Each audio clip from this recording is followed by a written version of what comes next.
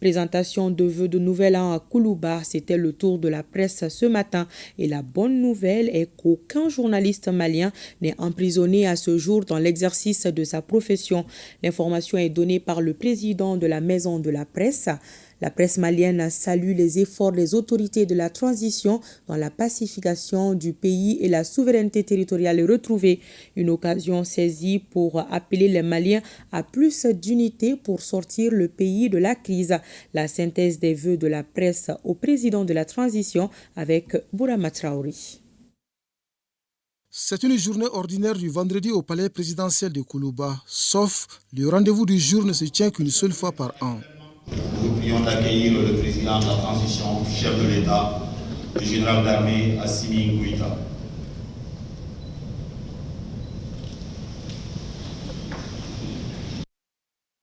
Le quatrième pouvoir face au premier pouvoir pour des vœux de nouvel an avec comme centre d'intérêt le Mali. Le Mali en 2024, que de défis relevés au plan sécuritaire, notamment. Excellence, général d'armée Assimi Goïta. Le président de la Maison de la Presse est le premier à présenter ses vœux de nouvel an au chef de l'État. Une prise de parole qui sonne comme une mise au point d'une réalité souvent occultée dans certains discours. Au Mali, nous n'avons pas de journalistes en prison.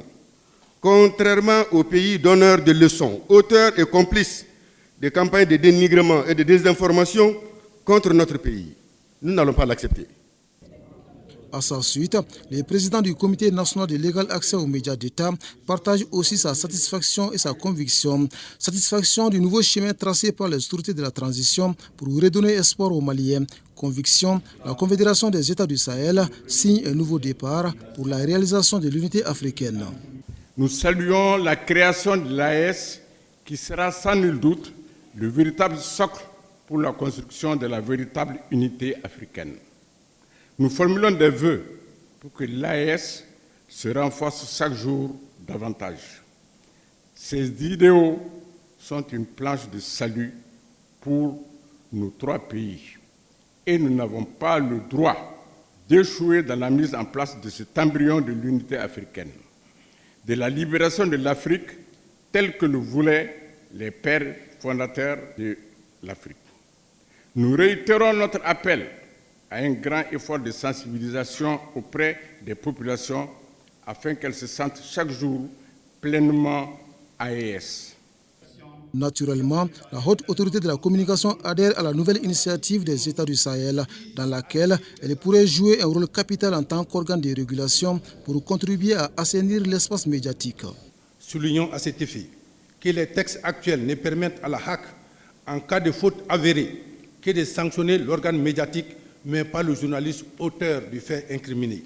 Les innovations proposées dans les nouveaux textes permettront également à la HAC de réguler les réseaux sociaux, en appliquant les textes de régulation à tout internaute suivi par au moins 15 000 personnes, seuil à partir duquel nous estimons que les communications ne sont plus du domaine du privé. 3 vœux adressés au président de la transition, des convictions partagées, la nécessaire unité des Maliens pour faire face à la diversité et le respect des normes de la profession. Nous sommes engagés donc à plus d'efforts pour devenir de véritables entreprises, rigoureuses et ambitieuses, animées par des journalistes de valeur, responsables et dignes. La relecture des textes va permettre une mise en cohérence de la pratique du métier avec ce qui a cours au niveau sous-régional, africain et mondial. En le faisant, nous avons procédé au toilettage des écrits d'audience ou expulsé de nos rangs, livré la gangrène, réaffirmer notre responsabilité sociale et notre engagement à plus de professionnalisme. Nous devons faire en sorte qu'aucun acte posé publiquement, aucune parole dite publiquement par les uns et les autres ne soit subordonnée à une arrière-pensée cachée au service d'ambitions personnelles.